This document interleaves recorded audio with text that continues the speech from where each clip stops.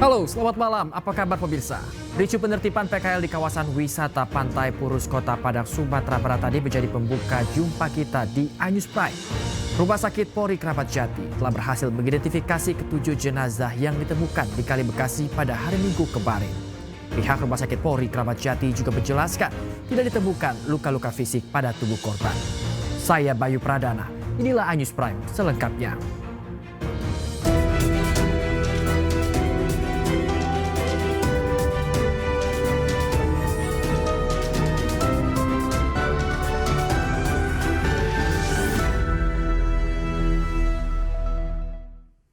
Pemirsa, perempuan yang tega menganiaya ibu kandungnya dengan senjata tajam di Makassar, Sulawesi Selatan tengah menjalani pemeriksaan kejiwaan di Rumah Sakit Khusus Daerah Dadi Kota Makassar.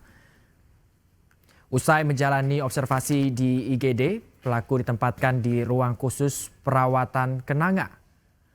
Untuk pemeriksaan kejiwaan, pelaku pihak rumah sakit melibatkan 4 psikiater dari tim forensik dan psikologi. Diperkirakan hasil observasi terhadap kejiwaan pelaku akan rampung 2 hingga 3 pekan mendatang dengan mengeluarkan surat keterangan visum et repertum. Untuk hasil evaluasi observasi akan kami keluarkan surat sesuai dengan surat yang permintaan dari polisi sebagai pihak pengantar dan dinas sosial Kota Makassar. Itu kami membutuhkan waktu kurang lebih paling cepat itu 2 minggu sampai 3 minggu. Surat keterangan visum et repertumnya kami akan keluarkan itu setelah tim kami bekerja, dalam hal ini psikiater dan psikologi kami dalam tim akan bekerja sama untuk menentukan apakah si pelaku ini memang betul-betul ada gangguan jiwa atau tidak. Pemirsa, Rumah Sakit Polri Kramat Jati telah berhasil mengidentifikasi ketujuh jenazah yang ditemukan di Kali Bekasi pada hari Minggu kemarin. Ketujuhnya teridentifikasi dari ciri fisik serta barang yang dibawa korban. Setelah sebelumnya berhasil mengidentifikasi 2 dari 7 jenazah yang ditemukan di Kali Bekasi, tim dokter gabungan Rumah Sakit Polri Kramat Jati kembali berhasil mengidentifikasi 5 jenazah lainnya. 5 jenazah yang teridentifikasi atas nama Muhammad Farhan 20 tahun, Rizky Ramadan 15 tahun, Rido Darmawan 15 tahun, Reski Dwi Cahyo 16 tahun, dan Vino Satriadi 15 tahun. Kelimanya teridentifikasi berdasarkan ciri fisik serta barang bawaan yang dibawa korban saat peristiwa terjadi. Pihak Rumah Sakit Polri Kramat Jati juga menjelaskan tidak ditemukan luka-luka fisik pada tubuh korban. Pukul 15 tadi, tim gabungan telah berhasil mengidentifikasi 5 jenazah, yaitu kembali bahwa dari hasil pemeriksaan tidak ditemukan bukti adanya luka-luka ataupun patah. Demikian. Sebagaimana yang sudah kami sampaikan sebelumnya bahwa penentuan untuk penyebab kematian masih berproses, ya. Karena ini kan penuh analisa, mengumpulkan bukti-bukti dari semua pemeriksaan, baik pemeriksaan luar, pemeriksaan dalam, laboratorium, dan seterusnya.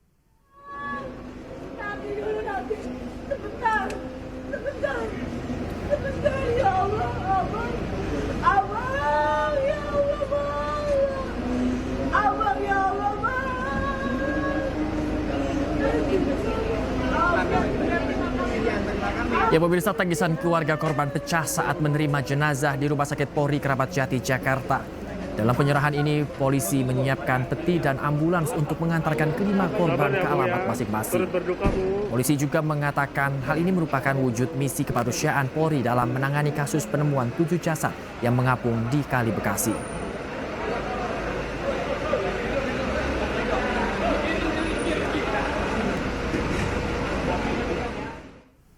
Polres Metro Bekasi Kota menyebut tidak ada saksi yang mendengar atau mengetahui adanya suara tembakan saat kejadian pembubaran tawuran di Kali Bekasi.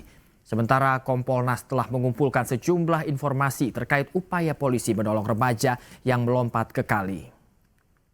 Baik, Pak Audi, ini ada perbedaan keterangan pada saat malam patroli oleh tim presisi. Ada yang menyebut terdengar suara tembakan. Apakah bisa dikonfirmasi hal ini? Baik, Mbak, saya bisa meluruskan dan menjelaskan. Jadi dari hasil penyelidikan kami, pemeriksaan saksi-saksi, kami telah memeriksa 22 saksi, Mbak, yang saat itu berada di tempat kejadian. Jadi dari keterangan ke-22 saksi itu tidak ada yang mendengar ataupun mengetahui adanya letusan atau suara tembakan, Mbak, pada saat itu. Dan mungkin ada satu orang yang memang merasa mendengar, tapi itu juga setelah kami klarifikasi ke yang bersangkutan, saksi tersebut ternyata juga ragu-ragu kalau mendengar adanya tembakan, karena pada saat itu saksi tersebut ternyata posisinya telah mencebur ke sungai itu, Mbak. Jadi dia juga tidak yakin begitu. Dari pihak Anda sendiri, apakah menemukan indikasi ada dugaan pelanggaran terkait dengan kematian 7 remaja di sana? Baik, jadi sejauh ini kan masih dalam proses di Bitpropam Polda Metro Jaya ya. Secara mekanisme biasanya ini masuk pemeriksaan pendahuluan, apakah memang ada dugaan pelanggaran, ini semuanya dimintakan klarifikasi. Nah, sejauh ini yang kita kumpulkan informasi yang secara tidak resmi sambil menunggu Propam Polda selesai, petugas itu kan sempat juga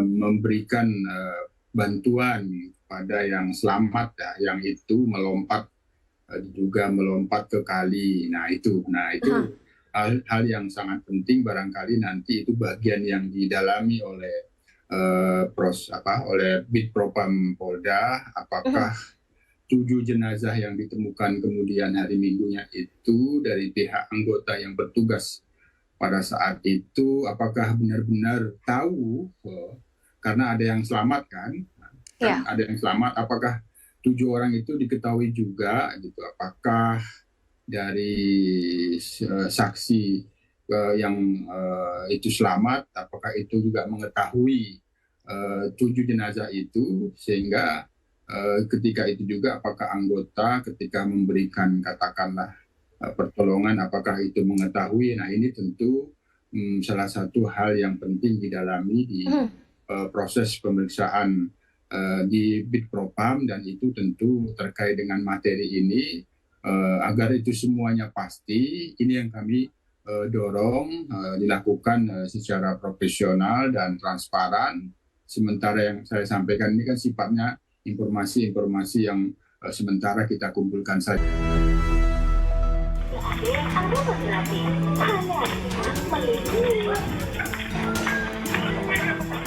Nampak dari rekaman CCTV detik-detik penangkapan seorang pemuda oleh petugas kepolisian dari Polsek Kemayoran, Jakarta Pusat. Saat hendak ditangkap, pelaku terduga pengedar narkoba melakukan perlawanan. Aksi saling gelut pun tidak terhindarkan hingga akhirnya pelaku berhasil dibekuk. Penangkapan yang terjadi pada Rabu siang ini membuat heboh warga sekitar. Diketahui penangkapan bermula dari laporan warga sekitar terkait banyaknya pemuda tak dikenal yang nongkrong di sebuah gang sempit. Setelah mendatangi lokasi, sejumlah pemuda justru tiba-tiba kabur hingga memancing kecurigaan petugas. Dari hasil pengejaran, petugas berhasil mengamankan terduga pelaku di sebuah kebun kosong yang ternyata ada beberapa paket narkoba yang dibuang pelaku. Ketua RT setempat mengakui jika di kawasannya itu kerap ditongkrongi gerombolan pemuda yang tidak dikenal. Orang-orang nongkrong mah orang dari mana aja datang ya, cuman kan nggak tahu jam-jamnya ya, gitu, seperti itu. Narkoba bilangnya sih narkoba, orang-orang bilang gitu. Kalau saya sendiri pribadi tidak mengetahui gitu. Kini terduga pelaku pengedar narkoba telah dibawa ke Polsek Kemayoran beserta barang bukti beberapa paket narkoba. Namun hingga kini polisi belum mau memberikan keterangan terkait penangkapan yang membuat heboh warga sekitar itu. Dari Jakarta, Rani Sanjaya, iNews melaporkan. Pemirsa, Presiden terpilih Prabowo Subianto segera bertemu dengan Ketua Umum PDI Perjuangan Megawati Soekarno Putri. Meski tidak diungkapkan kapan waktu pertemuannya, namun bisa dipastikan Prabowo Mega akan bertemu di tempat yang asyik dengan santapan yang sudah ditentukan.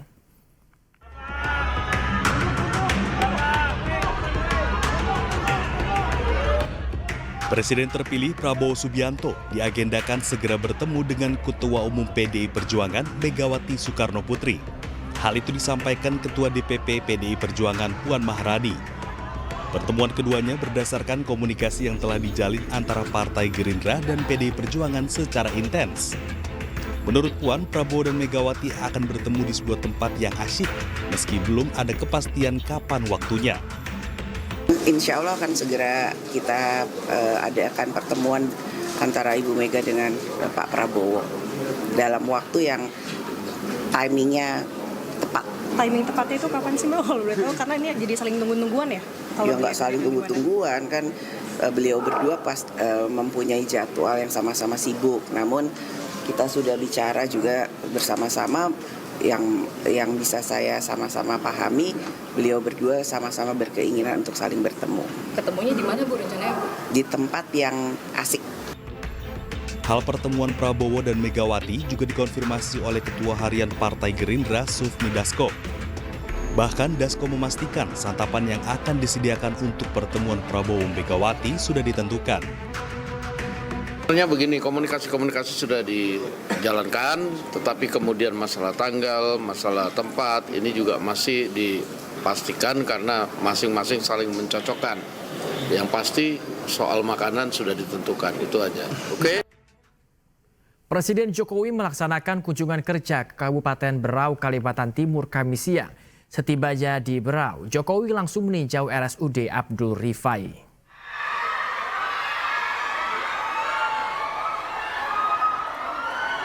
Tahu orang nomor 1 di Republik ini tiba di RSUD Abdul Rifai, para petugas dan keluarga pasien yang ada di rumah sakit berbondong-bondong menemui Jokowi dan ingin berfoto bersama. Setelah menyapa sejumlah warga, Jokowi kemudian menyusuri setiap ruang pelayanan dan memeriksa apa yang menjadi kekurangan.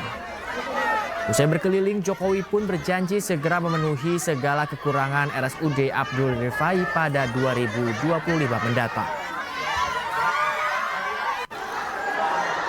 Untuk penambahan CT scan, kemudian mamografi, CAT lab, kemudian perlengkapan ICU semuanya akan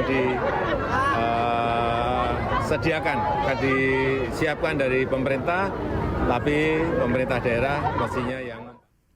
Pemirsa, di hari kedua kampanye, calon gubernur Jakarta nomor urut 1 Ridwan Kamil melakukan belusukan ke pemukiman warga di Pancoran, Jakarta Selatan pada Kamis pagi. Ridwan Kamil melakukan belusukan dan menyapa warga di RW 03 Kelurahan Pancoran, Kecamatan Pancoran, Jakarta Selatan pada Kamis pagi. Setibanya di lokasi, calon gubernur Jakarta dengan nomor urut 1 tersebut langsung berbincang dengan warga setempat serta mendengarkan aspirasi dari para warga. Selain itu, RK juga mengaku saat belusukan dirinya sekaligus belanja masalah dari warga setempat. Di antaranya persoalan terkait banjir, pengelolaan sampah, urusan tanah sengketa, hingga soal kondisi lingkungan tempat tinggal mereka. Alhamdulillah di hari kedua kampanye, salah satu metode kampanye yang paling saya sukai adalah belusukan. Kenapa? Bertemu warga yang genuine, yang orisinil, menyampaikan dukungan, menyampaikan kritisinya, menyampaikan harapannya. Nah, di daerah Pancoran ini kita datangi, alhamdulillah responnya baik, mudah-mudahan mewujud pada kemenangan. Pasangan calon gubernur dan wakil gubernur Jakarta nomor urut 2 dari jalur independen, Dharma Pongrekun dan Kun Wardana, mengawali kampanye dari lapangan Banteng, Jakarta Pusat. Dari lokasi pertama ini, pasangan Dharma Kun belusukan ke pasar untuk menyerap keluhan para pedagang hingga meresmikan rumah aspirasi.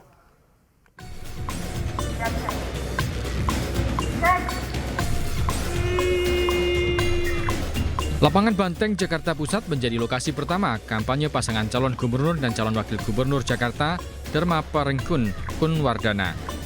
Menurut keduanya, lapangan Banteng memiliki filosofi pembebasan Irian Barat yang akan dijadikan simbol untuk membebaskan warga Jakarta dari regulasi yang tidak pro rakyat. Dharma Kun juga memperkenalkan diri kepada pengunjung dan menjelaskan visi misinya membangun Jakarta yang pro rakyat dan harus terbebas dari kepentingan partai. Di mana ini adalah momentum kita untuk membebaskan rakyat Jakarta dan memberikan rasa aman, didahului dengan membangun fondasi adab di dalam kehidupan kita nanti. Dan yang pasti kita akan mulai dari Pemprov sendiri. Pemprovnya harus beradab supaya rakyatnya diperlakukan beradab. Dari lapangan banteng pasangan Dharma Pongrekun, Kun Wardana meluncur ke kawasan Sumur Batu, Jakarta Pusat untuk meresmikan Rumah Aspirasi. Di lokasi yang dinamai Rumah Aspirasi Kun Fayakun ini, pasangan Dharma Kun menggagas 3 cara mengatasi banjir Jakarta. Salah satunya adalah program kolam pipi monyet untuk menampung air hujan di kolam. Pasangan calon gubernur dan wakil gubernur nomor urut 2 ini juga berdialog dengan warga terkait aspirasi yang disampaikan. Dari Jakarta, Jessica Winoto, Indra Okta, iNews melaporkan. Melanjutkan kampanye di hari kedua, Cawagup Jakarta nomor urut 3, Rano Karno menyapa warga Lenteng Agung, Jakarta Selatan. Kedatangan Rano Karno di kawasan Lenteng Agung disambut antusias warga. Rano mengaku mendapat undangan makan siang dari politikus senior PDIP Sutrisno. Rano menyebut pertemuan ini sebagai bentuk silaturahmi dengan Sutrisno yang ia anggap sebagai kawan lama. Tak hanya itu, Rano juga menyebut daerah Lenteng Agung merupakan tempat lokasi syuting acara televisi Sidul Anak Sekolahan. Oleh karena itu, Rano merasa dirinya dekat dengan masyarakat di daerah ini.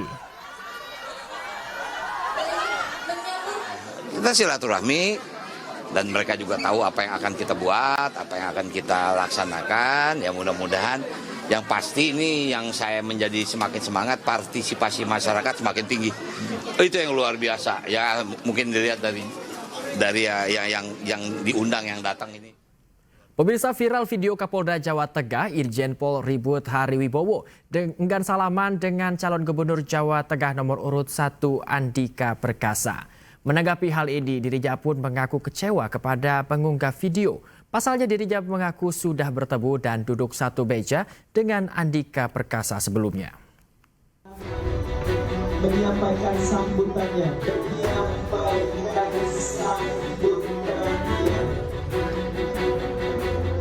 Video viral yang menampilkan Kapolda Jawa Tengah Irjen Pol Ribut Hariwibowo terkesan enggan bersalaman dengan calon gubernur Jawa Tengah nomor urut 1 Andika Perkasa beredar di media sosial. Atas unggahan ini, Kapolda Jawa Tengah merasa prihatin dengan adanya video yang dinilai menyudutkan dirinya. Pasalnya, dirinya mengaku sudah bertemu dengan calon gubernur Jawa Tengah nomor urut 1 Andika Perkasa saat duduk bersama sebelum pelaksanaan deklarasi pemilu damai. Kapolda berharap adanya video tersebut tidak memperkeruh suasana jalannya tahapan pemilihan umum di Jawa Tengah. Dan tadi saya sama beliau itu di KPU itu saya jagongan sama Pak Andika, malah sama lawannya paslon nomor 2 itu saya nggak ngobrol. Terus Pak Andika cerita kalau mas mantu saya itu polisi. Oh dia Pak, dulu olahraga sering bareng sama saya, dekat sama saya mantunya, calon mantunya. Ngobrol akrab tadi. Sekarang di TikTok itu sudah muncul saya katanya nggak mau salaman sama Pak Andika. Sebagai Kapolda Jawa Tengah, Ribut Hariwibowo pun meminta kepada masyarakat untuk menyikapi secara bijak segala sesuatu yang beredar di media sosial dan tidak memperkeruh suasana pemilihan umum di Jawa Tengah. Dari Semarang, Jawa Tengah, Kristadi, iNews melaporkan. Ya pemirsa, usai Kaesang viral belusukan menggunakan jaket Putra Mulyono. Kali ini giliran menantu Presiden Jokowi, Bobi Nasution, yang berulang kali menyebut nama Mulyono. Di hadapan para relawan saat kampanye di hari pertama, Bobi menyebut dirinya dan tim kampanye Pasti Bobi merupakan bagian Mulyono.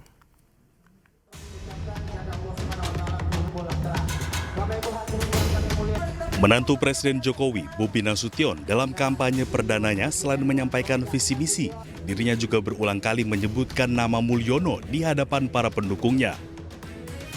Bobi menyebut jika relawan Pasti Bobi masih merupakan keluarga Mulyono termasuk dirinya. Hal ini dikarenakan sejumlah kerabat Bobi ikut menjadi tim ses dalam tim pemenangan Pasti Bobi.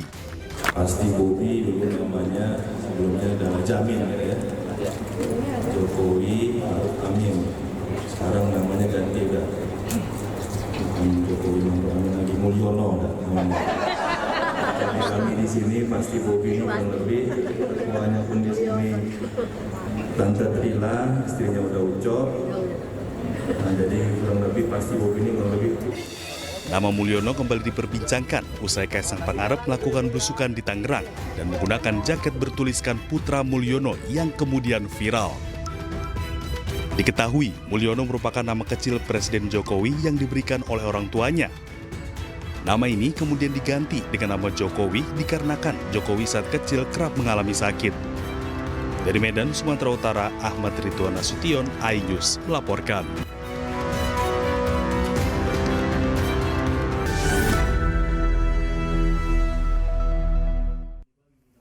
Pemirsa, terima kasih Anda masih di iNews Prime, pemirsa.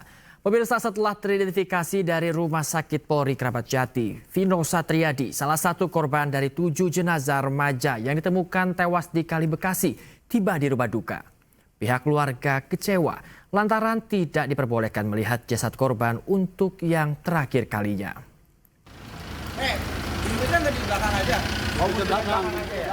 Jenazah Vino Satriadi, satu dari 7 korban yang ditemukan tewas tenggelam di aliran Kali Bekasi, Jati Asih, Kota Bekasi, Jawa Barat, tiba di rumah duka di Kampung Kelapa II, Kelurahan Pedurenan, Kecamatan Mustika Jaya, Kota Bekasi, Jawa Barat. Saat proses pemulangan jenazah, pihak keluarga kecewa lantaran pihak keluarga tidak diperlihatkan wajah korban untuk terakhir kalinya. Setelah melalui proses tes DNA, pihak rumah sakit memberitahu adanya kecocokan tes DNA sehingga akhirnya jenazah pada hari ini dapat dipulangkan. Ayah korban mengatakan tidak menyangka jika anaknya menjadi salah satu korban remaja yang tenggelam di Kali Bekasi. Pihak keluarga rencananya akan memakamkan jasad korban pada malam hari ini di pemakaman umum Babakan Mustika Sari, Kota Bekasi.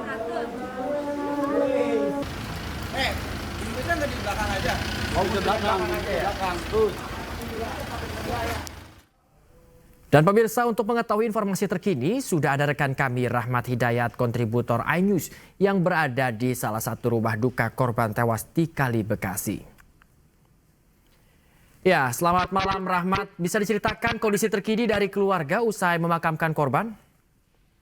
Ya, Bayu, persis saat ini saya di lokasi pemakaman salah satu korban yang tenggelam di Kali Bekasi, di mana korban ini dimakamkan di pemakaman umum Babakan. Saat ini proses pemakamannya pun masih sedang berlangsung, yaitu pemakaman pun saat ini masih terus berlangsung. Ya. Ya, Rahmat, lalu seperti apa kondisi dari keluarga? Apakah memang sudah menerima dengan ikhlas kematian korban atau memang ada langkah tertentu yang akan diambil terkait kematian korban, Rahmat? Ya, kenapa Bayu? Tolong dijelaskan. Baik, Rahmat, bagaimana dengan kondisi keluarga korban? Apakah memang sudah menerima dengan ikhlas terkait kematian korban ataukah justru ini ada langkah tertentu yang akan diambil terkait kematian korban? Untuk korban, pihak keluarga pun saat ini masih dalam kondisi berduka.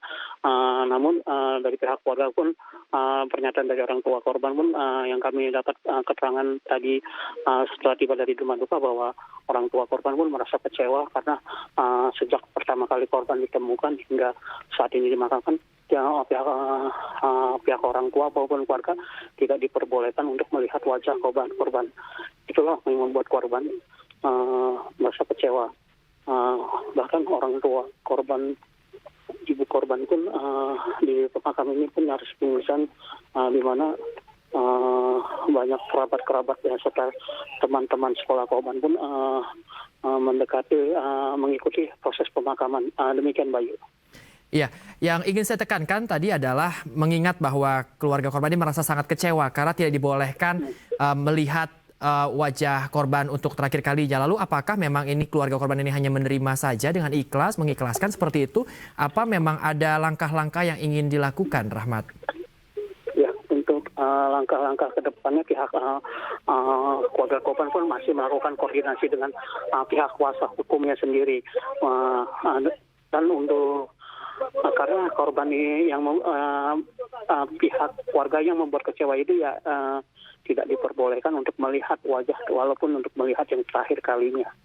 Bahkan orang tua pun hanya bisa pasrah karena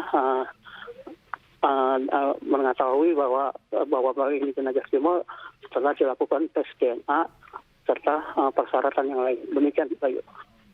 Ya, mengingat juga dari Rumah Sakit Polri ini menyocokkan korban ini, mengidentifikasi korban dari DNA-nya, kesamaan DNA-nya. Lalu melihat ini apakah memang keluarga juga sudah menerima bahwa memang, karena mengingat kita juga hanya dari Rumah Sakit Polri ini hanya dari DNA saja, tidak sempat melihat wujud dari jenazah korban. Demikian, Rahmat. Seperti apa? Apakah memang sudah menerima juga? Ya, bahwa pihak selain DNA, pihak percobaan pun diberitahukan oleh pihak rumah sakit bahwa dengan adanya ciri-ciri korban, yaitu di mana gigi korban yang ciri-ciri korban yang gigi korban yang agak gingsul yang membuat orang tua korban itu meyakinkan bahwa itu anaknya atas nama Timo. Namun meski demikian, ya pihak korban pun merasa pasrah dengan apa yang sudah diberikan keputusan dari pihak kepolisian. Namun demikian, pihak keluarga pun akan tetap melakukan langkah-langkah ke depannya, entah itu atau proses menuntut atau itu pun masih dibicarakan oleh kuasa hukum orang tuanya. Demikian, Bayu. Ya, Rahmat, apakah Anda sempat berbincang dengan keluarga korban terkait kemana terakhir kabar dari korban meminta izin begitu kepada keluarga? Ya, Bayu, berdasarkan keterangan dari orang tua korban bahwa pas malam kejadian itu korban merayakan hari ulang tahunnya bersama teman-teman, dan setelah itu korban berpamitan untuk pergi atau menjemput salah satu paman korban yang berada di wilayah Jakarta. Namun sejak dari izin menjemput hingga saat ini korban pun tidak kembali, dan akhirnya pihak keluarga pun mengetahui bahwa korban atas nama Vino ini menjadi salah satu korban yang tenggelam di Kaliran Kali Bekasi. Demikian, Pak Rio. Meminta izin untuk merayakan ulang tahun temannya. Artinya juga dari keluarga korban tidak mengetahui sama sekali terkait isu tawuran yang memang dikaitkan dengan 7 jenazah yang ditemukan di Kali Bekasi ini, Rahmat. Begini, Bayu, untuk korban bukannya untuk merayakan hari ulang tahun temannya. Bahkan hari ini pas kejadian itu merupakan hari ulang tahun korban sendiri yang akan dirayakan bersama dengan teman-temannya. Begitu, Bayu. Baik. Pertanyaan saya kembali adalah berarti artinya keluarga tidak mengetahui memang adakah informasi terkait yang kita tahu tawuran yang sering dikaitkan dengan 7 penemuan jenazah ini, Rahmat? Ya, untuk apa yang saya dikatakan pihak anak korban ini mengikuti tawuran, pihak keluarga tidak mengetahui.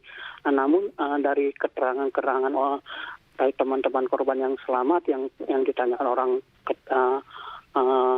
orang tua korban terhadap teman-temannya bahwa mereka ini tidak sedang melakukan atau sedang akan melakukan tawuran, namun mereka hanya sedang kumpul-kumpul. Namun demikian di lokasi itu ada sebagian dari teman-teman mereka yang ditemukan adanya senjata tajam di tepian Kali Bekasi itu. Demikian, Bayu. Baik, Rahmat. Turut berduka bagi keluarga yang ditinggalkan. Rahmat, terima kasih banyak atas laporan yang telah Anda berikan. Karena di sana hujan, tetap berhati-hati, Rahmat, dalam bertugas. Selamat kembali bertugas. Rahmat Hidayat, kontributor iNews TV, melaporkan langsung dari lokasi pemakaman. Pemirsa, menyusul beredarnya video asusila antara guru dan anak didiknya, Dinas Pemberdayaan Perempuan dan Anak Kabupaten Gorontalo menjamin hak pendidikan bagi siswa yang terlibat kasus itu.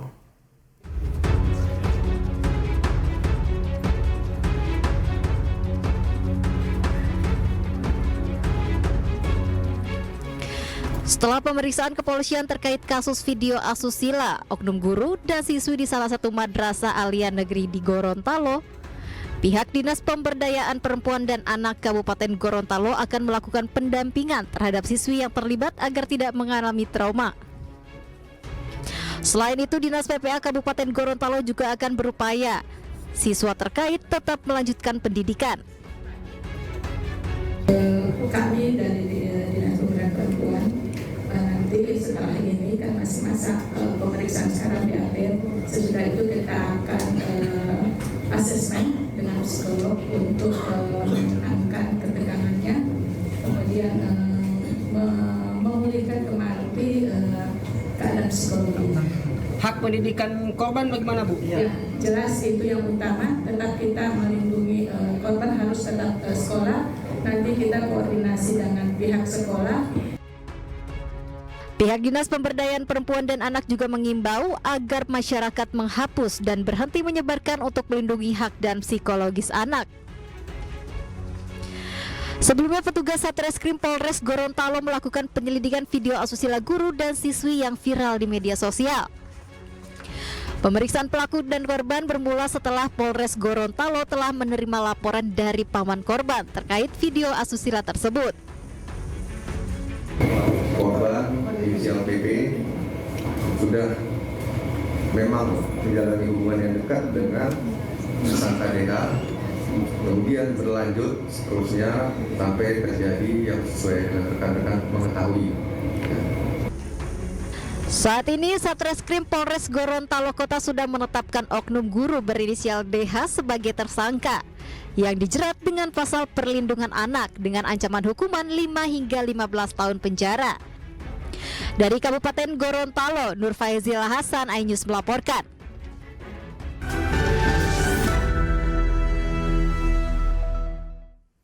Anda kembali di iNews Prime, pemirsa. Widi dan Mega dinilai menjadi saksi kunci dalam kasus kematian Vina setelah kesaksian mereka terbukti dalam ekstraksi ponsel Vina.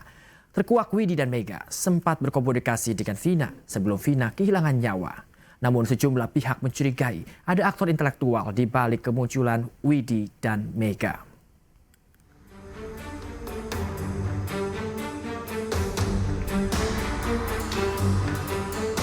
Kemunculan saksi Widi dan Mega dalam kasus kematian Vina dan Eki menjadi sorotan selama sidang peninjauan kembali 6 terpidana. Dalam ekstraksi ponsel Vina, Widi dan Mega masih berkomunikasi dengan Vina di detik-detik terakhir sebelum peristiwa naas terjadi. Namun sejumlah pihak mencurigai ada aktor di balik baru munculnya Widi dan Mega. Nama psikolog forensik Reza Indragiri dan Wakil Ketua LPSK 2019-2024 Edwin Partogi Pasaribu disebut oleh pengacara saksi Suroto, Rasma Nasution, dalam program Rakyat Bersuara. Membuka apa yang menjadi percakapan itu. Dan saya tanya, kenapa baru sekarang Anda timbulkan itu? Karena baru saya buka-buka filenya. Maka saya katakan, ini tidak datanya utuh. Saya malah ingin mencari siapa sesungguhnya yang memunculkan Mega, Widi, lalu kemudian perannya Reza, lalu kemudian bagaimana dengan Erwin. Semua ini menurut saya harus bertanggung jawab dalam rangka terangnya peristiwa kematian Vina dan Eki. Frederick merasa janggal dengan kesaksian Widi dan Mega yang bisa begitu detail dan tertata. Kedua, Pak, saya maksudnya melihat, Anda mencurigai ada aktor intelektual di balik Mega dan Widi. Kira-kira begitu, Pak. Saya lihat, Pak, ya, saksi-saksi yang diajukan semua begitu tertata rapi, Pak. Satu persatu, Pak, bahkan seperti ahli hukum, Pak. Ini saya pertanyakan, Pak. Kalau harusnya, Pak, ya, saksi-saksi terutama orang yang nggak ngerti hukum kan, bahasanya kan beda, Pak. Kalau bahasanya sudah tertata, Pak, itu perlu kita curiga ada apa sebenarnya, Pak. Di sisi lain, psikolog forensik Reza Indragiri membantah ialah yang menjadi orang di balik kemunculan Widi dan Mega. Reza menyebut Widi dan Mega ditemukan dan dimunculkan oleh channel YouTube Diskursus.net, di mana Reza hanya berperan sebagai talent yang diundang. Kepentingan dan komitmen saya dengan Diskursus Network ya sebatas sebagai talent. Saya tidak punya kepentingan, apalagi kemampuan untuk melakukan investigasi, untuk mempersuasi pihak-pihak yang harus diwawancara. Saya tidak memiliki kepentingan dan kemampuan untuk itu. Karena itulah segala produk Diskursus Network yang juga menghadirkan saya di tayangannya jangan dianggap sebagai produk atau kreasi saya seorang Reza, tetapi merupakan produk kreasi Diskursus Network. Reza juga menyebut Widi dan Mega muncul dari hasil diskusi dengan kakak Vina, Marliana. Widi dan Mega yang merupakan sahabat Vina sempat datang ke rumah saat kematian Vina 2016 lalu. Dari sinilah Widi dan Mega dinilai memiliki informasi berharga tentang apa yang sesungguhnya terjadi. Tim iNews melaporkan.